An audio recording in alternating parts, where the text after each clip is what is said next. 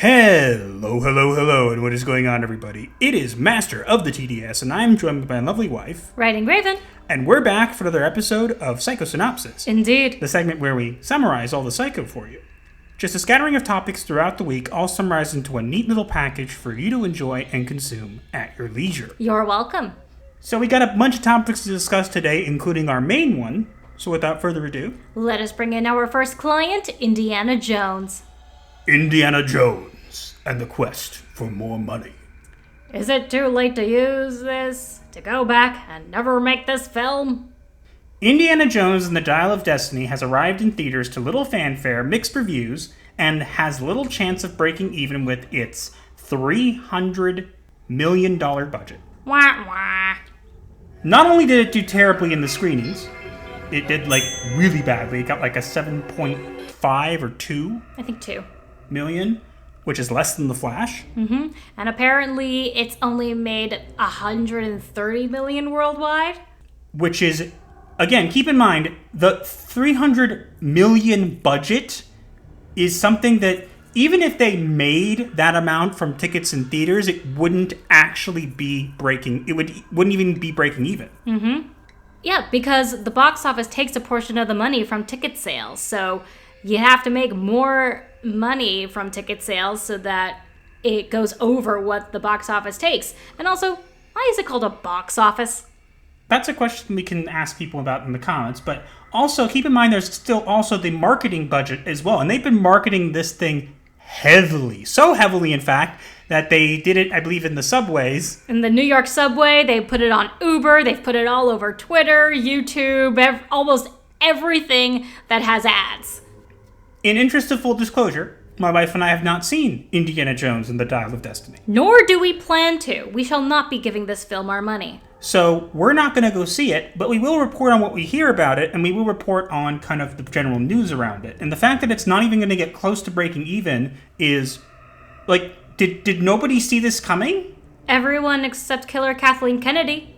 James Mangold was like, oh, this is going to be good, this is going to be whatever. And now we're hearing stupid things like we just heard apparently he didn't want to have a forced cameo of Short and Round in the movie because he felt like it would be a bad cameo. That actually would have been a cameo that would have sold tickets. Imagine a trailer that at the end you hear a voice and Indy turns around and goes, I know that voice. And you hear, Dr. Jones? And then it cuts to black and it just sounds like Short and Round. You would have gone you would have paid to go see that. I would have paid to go see that. Yeah, so would I. Everyone loves Short Round. This is the same thing they do. They continue to take these characters and destroy them. Turns out all the leaks we reported on, not the really, really early ones of the time travel and, taking place of Indy. We don't know if that was true or not. Well, they did have time travel. Yes, but we don't know that they actually were going to erase Indy from existence and they changed it. We don't know. What we do know is what we've reported on recently is 100% true. Spoilers for anybody who cares. It's all about Phoebe Waller-Bridge. Yeah, and she basically, at the end, he's like, I'm old and sad and I have nothing to live for. And she's like, okay, sock. I'm going to punch you in the face, knock you out, and drag you back to the present. Ha-ha. Which the actress says, it was glorious because it was fun. Says a woman with no talent, an ugly face, and a presence that is box office poison. Everybody has their preferences, and so if you actually do like how, Phoebe Waller-Bridge looks, that's totally fine. But she's consistently ruined films, and they continue to give her more roles, just like they're doing with Kathleen Kennedy. Kathleen Kennedy has not done well. This is the same trope. Oh, you know that character who was heroic and did all this stuff? Well, now he's old and sad. Give us your money. No. Jinx. Nobody wants to see that. And if you had brought Short and Round back, I'm actually happy they didn't, because you know what would happen? They would have ruined him too, even though he's diverse casting. If you had continued it with Short and Round, it would be money in the bank. But you obviously don't want to make real money, do you? It's not about the money. It's about sending a message. What a message you're sending. Yeah, a message that we don't want to earn money and we just want to destroy all your heroes. There is always a way to make this kind of thing work. This is not it. People go to the movie theaters because they want to get away from it all. They don't want to be reminded, everybody's old and sad and broken at the end. We go to the theaters for escapism. If people wanted realism, they would get off of Twitter more. Yeah.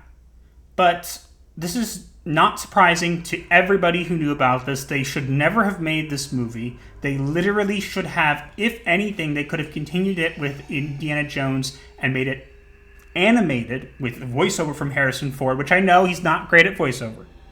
But they could have pulled it off. They could have made his voice sound a bit younger, and they could have made a bunch of things, but even based off of the books. But we know that they don't care about that. All they wanted was to replace him with a woman and show that he's old and sad, and a woman fixes everything for him. That's what they do. They did it for Luke, they did it for him, and they're going to continue doing it. And I just don't care anymore. No one does. Take him, do whatever you want. There's only 3 Indiana Jones movies. You know what's funny? I actually think at some point in the future, I might actually be persuaded to rewatch Kingdom of the Crystal Skull. Not saying I want to, but if it was on and I had nothing better to watch, I wouldn't turn it off. Yeah, probably. It's certainly better than whatever the hell this crap is. That's high praise for me, because saying I wouldn't turn something off is pretty good. I've watched movies where I've had to turn them off. If I could sit through the Kingdom of the Crystal Skull, it at least means that it's above the caliber of certain things. Yeah. From what we hear, the first 20 minutes of this movie actually is Indiana Jones. And then, of course, Phoebe Waller-Bridge steps in, and it goes downhill from there. Yeah. Rest in peace, Indiana Jones. There should have just been 3 movies. There was no reason to do this, and you reap what you sow, Lucasfilm. What can we tell you? We all told you this was going to fail. You keep refusing to believe it, and guess what? What? The same trope over and over and over again isn't working for you. So maybe you should do something else. But they're not going to do that because that would require brain cells. Moving on. And speaking of Lucasfilm, next up we have Star Wars. You are on this council, but we do not grant you the rank of Star Wars. No! Lucasfilm President Kathleen Kennedy provided more details about the upcoming Rey-centric Star Wars film and revealed it will move past George Lucas's original vision for the series in order to introduce, quote, something fresh, end quote. I got no words. Why didn't you just do that to begin with? She technically did. Yeah, she did. You're right. She threw it all out. But not before using it as a springboard to prop up her lazy, boring characters. Look, some people like Rey and like some of the characters from the sequel trilogy, and that's totally fine. You can totally like it. I don't, because I think that they ruined the main characters that were important to the original trilogy, and they ruined a lot of what George Lucas created. That said, again, if you like those movies, you're welcome to like them. But there was no reason to make another movie, and if you're going to make more movies, how about this? Drop them all. Drop all the sequel trilogy characters, all of them, and make something new set way in the future, because then, if it's bad, at least it's your stuff. You're not relying on it. We all know why you're bringing back Rey. It's not because she was important. Or popular. It's because you need the Skywalker name. You need it. Which she stole. She's a Palpatine. Yes, but you need it. You need it. You're going to give her the same job that Luke had? Oh, she promised Luke. No, she didn't. Yeah, no. Where was that promise? It happened off screen along with everything else that would make the movie make sense. That they put into books and Fortnite recordings? Yeah, I can't believe that one. We literally get the announcement that the Emperor's return from Fortnite. Because Fortnite is popular with the kids. Hello, fellow kids. I'm like Emperor Palpatine and stuff. I don't get Fortnite. Do you want to, join my Death Star? Yo, dude, the Empire's pretty chill. You should, join it or something. Detours! Star Wars Detours would have been so good. I wish we had more of that. That would be funny. Mm-hmm. But not surprised they're going this route. I find it funny that they're coming out about it. It's like, you literally have been milking George's work for the past years, and you think that going away from it is going to help. I think you should have gone away from it to begin with. You should have just completely gone away. And if you're going away, Ray needs to go. You stop taking from the expanded universe and just do your own thing. But you can't help yourself because we all know you're not creative, you're hacks, and you're pushing all this agenda and garbage stuff that doesn't belong. And as a result, the story fails. You didn't even have a plan for the sequel trilogy. You brought back Emperor Palpatine because you had no villain. The real villain was you guys all along. What he said. You said it perfectly. I have nothing to add. Except, Mary Sue! Seriously, that's all she is, besides a plank of wood. It's not that we don't like strong female characters, but what we prefer are strong female characters that are written and portrayed well, which a lot of entertainment these days does not know how to do. Definitely. That's not how you make a strong female, by using men and propping them up. You make a story that has strong female characters in it organically. That's what you do. You can't do that, we get this garbage. Indeed. Shall we move on? And next up we have The Secret Invasion. It's okay. I'm old and black. Why is he not wearing his eye patch anymore? According to reported viewing numbers for the series premiere, Secret Invasion has posted the second worst opening numbers of any of Marvel's Disney Plus series. We all saw that coming. Why is anybody surprised? You had to watch Captain Marvel to know what was happening here. Yeah. And apparently he has a Skrull wife. I don't know. They actually, you know what I've heard? What? They had to actually cut scenes and put in scenes from Captain Marvel into the second episode to say, previously on Block, to explain what was going on because nobody knew what was going on. Oh, that's hilarious. Yeah, because some people didn't watch Captain Marvel, or it's been so long since Captain Marvel that people have forgotten about it completely. And also, why are the Skrulls suddenly the bad guys when before you decided to portray them as lost immigrants? Because now they're the bad guys, but they're misunderstood, and it's bad, and it's all Nick Fury's fault, and he's old and black, and he should just give it up. That's literally the entire show. You're welcome. You didn't have to watch it now. It still sucks that they got his eye scratched up by a cat when he said, the last time I trusted someone, I lost an eye. Was the person he trusted a frickin' cat? No, he trusted the director. I Nice trusted one. the director. They said the cat would be cute.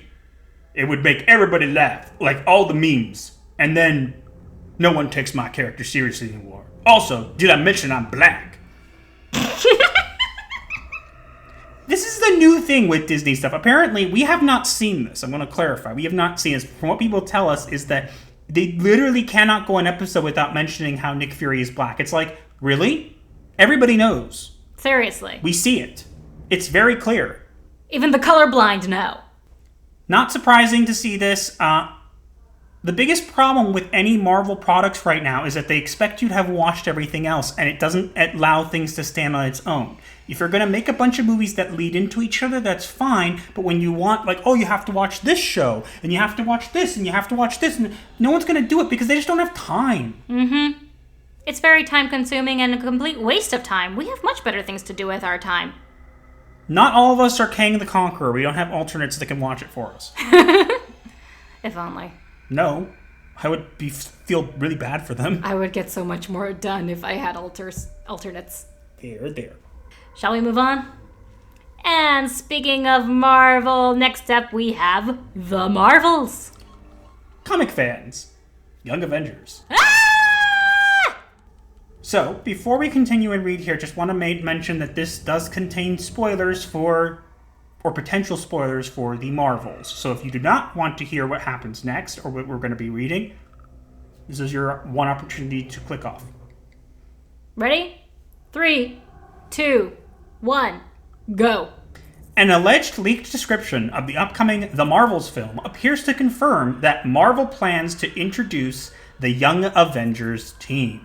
And it's all going to be with characters that nobody cares about. Now, I actually read the original Young Avengers comics, and they were actually not bad. Mm-hmm. But they don't have a lot of the characters here, and the original Avengers were still around, which, again, you also don't have. Yeah, plus, if they were going to do this right, it would be a way for... They could be using Secret Invasion to introduce Hulkling, who is half Skrull. Exactly, and they could have used Ant-Man and the Wasp Quantumania to lead into Iron Lad coming into the picture. They also could have had WandaVision showing more of Wanda's sons, one of whom, Wiccan, is one of the Young Avengers, who they also decide to make Hulkling's boyfriend. Whatever.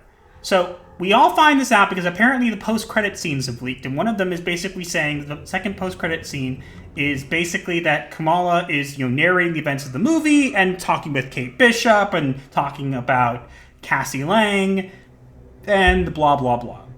I do not see this going well. No.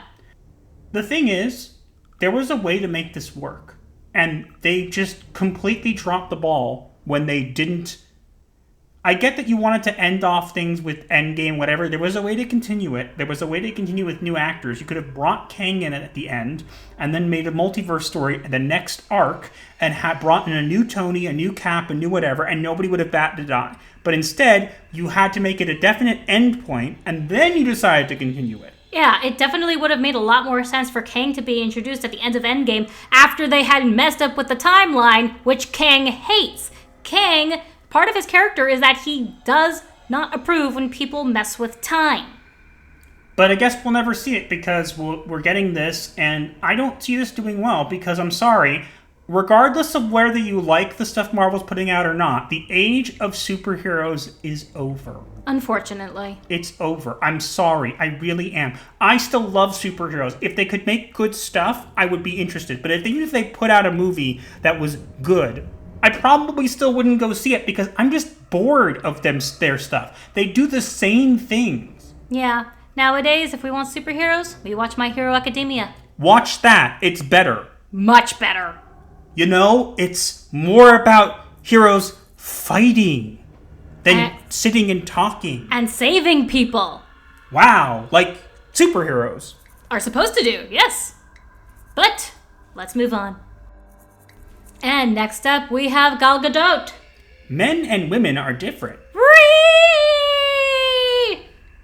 Wonder Woman actress and action star Gal Gadot spoke out against gender-swapping characters and prefers to have female characters stand on their own rather than, quote, take a story that is all about the men and just change it to a woman, end quote. Finally, someone said it. Behold, common sense. And logic. I know it's not very common anymore, but this is exactly what we've been saying. Don't just take roles and go, you know what, we should just make this a woman and just continue doing it. That'll work. No. No, it never does. Again, there's a way to pull this off, but they just keep doing these lazy things. This is what laziness is. It's the epitome of laziness. It really is. Because they have no creativity, they have no talent, so they just leech off of whatever is already available and destroy it, sucking out all the life and blood. Yes, and you know what's the crazy thing is? I think people are finally waking up to it. We're seeing that it's not enough anymore. You can't just attach the title Indiana Jones to a movie that barely involves Indiana Jones and has a female taking control and have people actually go see it. Well, yeah, because the leeches have already taken so much of what was there, there's hardly anything left for them to feed on. But they need you people there. They need people to come in. And the thing is, it's not a thing anymore. It's just not. Now, I'll be fair, I have not seen Gal Gadot as Wonder Woman before. I have, and she actually did a pretty good job. And I've heard she did a good job too, but again, it just got to a point where I just got bored. Like, when it came to DC, I watched Man of Steel, I thought it was different, but I was willing to watch Batman vs. Superman. I turned it off in the first 10 minutes. Yeah, Batman vs. Superman was weird. I did not understand the bat scene that was like a hallucination. I was so confused. I just didn't like it, and you should know that when it comes to bad movies, there are a couple movies that I think are bad that I've at least finished, and I think the worst up there I'd put Where the Wild Things Are. Yeah. But if I have to turn off a movie, especially 10 minutes in, it's bad. Master does have very high standards when it comes to movies and TV. Like, I love Daredevil as a character. I tried to watch the Daredevil movie, the old one, had to turn it off. Did you at least watch the TV show? The TV show, yes. I never finished it, but because season 3 was a little slower. Season 3 was kind of, Yeah, whatever. We're going to get Daredevil Born Again, so whatever. But Twitter was so mad at her for this, and it's like, she is saying what everybody else has said. Just make movies that have characters, female characters, strong female characters that stand on their own. Don't just race swap or gender swap. It's not worth it. But the thing is, Hollywood has done that, and all of those movies have failed. Yes, because the problem is when they do that, they don't know how to do it. Yes, they don't know how to write women. Women, or people who claim to be women, don't know how to write women. I'm a woman and I know how to write women just fine. Yeah, I don't know. I think that we're finally getting to a point where Hollywood is starting to wake up. I don't think it will be soon enough to save it, but we'll have to wait and see. Yeah. Moving on. And speaking of Wonder Woman, next up we have Superman. Superman Legacy director James Gunn announced that David Corenswet will play Superman and Rachel Brosnahan will play Lois Lane in the upcoming film. So basically, they just found a Henry Cavill lookalike and cast him. To give credit. First off, I do think these are decent choices. Yes, casting-wise, they do look like the characters. But I still think Henry Cavill should be Superman. I understand that, but I want to point out one thing. People are saying, oh, it's a younger Henry Cavill. To be fair, I could see what they're saying, but at the same time, I mean, Henry Cavill looked like Superman. Yeah, that's why he's such a good casting. Yes, but it might not be they were looking for a Henry Cavill lookalike. They were looking for a Superman lookalike. Maybe. Because they're in this film, they're going for a younger Superman for some reason. Why not have Superman in his prime? Why do we need a year one? Because they just want to. Now, I'll say this. I'm not, as I said already, I'm not a big fan of the DC stuff. I honestly think after the Flash movie, the DC universe is done. I think them announcing they were going to reboot it, they should have put out both movies first and then rebooted it. Yeah. But they messed it up, and then they're like, we have a 10-year plan, and it's like, yes, when superhero movies are becoming completely less interesting and people aren't watching them, let's add more. Yeah, trying to be like Marvel and giving yourselves a 10-year plan, not a great plan. See what I did there? Yep. Whatever. I think that, it would have been nice to have seen more. It would have been nice to have seen a more upbeat film with Henry Cavill as Superman. But if we're not going to get that, I mean, these are not bad choices. This is just based on looks. I don't know these actor or actresses here, so I don't know exactly what they do and if they're good. But they do definitely look the part, which these days is not always guaranteed with Hollywood. Especially when it comes to the redheads. Yep. I am so sorry, my dear. You haven't seen Jimmy Olsen yet. Don't jinx it. They're already planning to. Just watch. Moving on. And lastly, speaking of Henry Cavill, next up we have The Witcher. Do you even Witcher, bro? I love this meme. Soon to be taking over from Henry Cavill as the new Witcher, Liam Hemsworth is reading the Witcher books and training heavily for his Geralt role. Who wants to tell him? Henry should probably have warned him that they don't care about the books. Yeah, they literally made it clear that they don't care about the books. They're milking Henry Cavill by breaking up the last season into 2 parts. Apparently, it's not very good from what we're hearing. Again, we haven't watched it, so I don't know. I have no plans to watch season 3. But they're like already filming season 4 and 5 back to back. Look, I think it will come out. I think they're just not going to get much more out of this. No. I honestly think that they made a big mistake. If they had just decided to part ways with Henry, fine. But they were changing the lore, and they actively despised the lore, and that's why Henry left. We all know. Mm-hmm. I seriously hate that people who hate the projects are the ones being put in charge of said projects. It drives me mad. It's the thing, because they don't care about this. As we just said, they need the name and brand recognition to push their garbage. Hate to break it to you, but the only place that people want to push your garbage is off a cliff. Or down the drain. No. Off a cliff with sharp rocks at the bottom? Off a cliff would be better, because pushing it down the drains means the fish have to deal with it. And I don't want them putting movies in the water that turn the freaking fish gay. Do you understand that? Turn the fish gay. Sick of this crap! Gay fish! Hello there, I'm a fish. Can I talk to your children? Ugh. That makes me not want to eat fish. whatever. And fish are tasty. Obviously, we're joking around. I'm sure Twitter won't care. Hi, Twitter. Hello. If you want to get mad at more stuff, subscribe. I mean, hey, more views for us. Now, if you guys are fans of The Witcher and you haven't already, read the books. Yes, do. Because if you've played the games, you'll probably want to read the books if you haven't yet watched the show. My first introduction to The Witcher actually was the show, and that made me want to play the games and read the books. Now that I've read the books and played some of the game, I don't want a single thing to do with Season 3. Anyways, we're going to have to wait and see how this does. I think they're going to get a spike in viewership at the new season with Liam Hemsworth. People will tune in just to see, and then it will fall off a cliff because they've already ruined it. It's dead, Jim. It's totally dead. Moving on. And with that being our last client of the day, it is time for us to reveal the diagnosis of the week. And we have an interesting diagnosis for this week that is actually not an illness or disease, but I still think it fits here. Do tell. So the diagnosis for this week is cognitive dissonance. Please explain. So cognitive dissonance is basically discomfort people feel when their behavior does not align with their beliefs. We see this a lot in Hollywood, where these people will do things and they feel uncomfortable with it, but they can't not do something that's against their beliefs. So for example, if they have certain things that they feel need to be pushed in a movie or need to be done in a TV show, they will push it, and if you tell them to go against it, they won't do it. That's what they do. They feel shame about their past. They feel guilt for, hiding things they feel is wrong. So they continue to do these same things over and over, even though we've seen countless times that every time they do the same thing over and over again in Hollywood, these same tropes, these same things, they continue to fail. But we get more of it because they cannot go against the message. And they never will.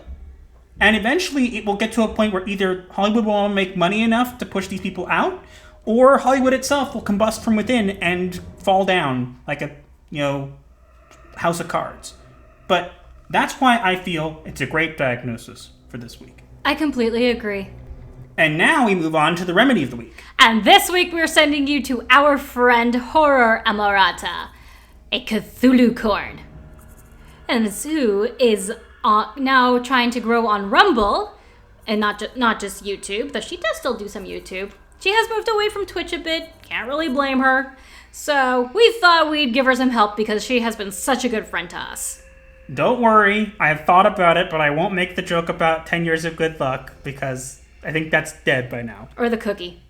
But Horror Murata has been a great friend to us. We've met her multiple times, once in Orlando and once in Vegas. She's been there for us through thick and thin. Never someone whenever I know something's going on, I always know that she's there to talk to. She's makes some great content. She's funny, and she deserves a bit more of a following. So again, I don't know. We're not maybe super big, but we wanted to push people that way. Go and subscribe or follow whatever it is you do on Rumble because it will be worth it. Trust me. Mm-hmm. So grab your Necronomicons, head on over there, and let her know that Gothic Therapy referred you. Indeed. But that is all we have for this week. Let us know what you think in the comments below, and also make sure to like, share, comment, and subscribe with notifications on so you do not miss your weekly therapy session. Or you will be charged. But remember, when you do subscribe, your first session is free, so smash those buttons like they're bad kitties. And do consider joining us at the Dusk, Midnight, or Dawn level. We would appreciate it quite a lot. You can also find links to all of our socials in the description below, as well as links to our merch store and our Discord server known as The Clinic. Be sure to check them out. And stay tuned for our upcoming live show, Watching Birds. But that's all we have for this week, and we'll see you guys in the next one. Gothic Therapy, out.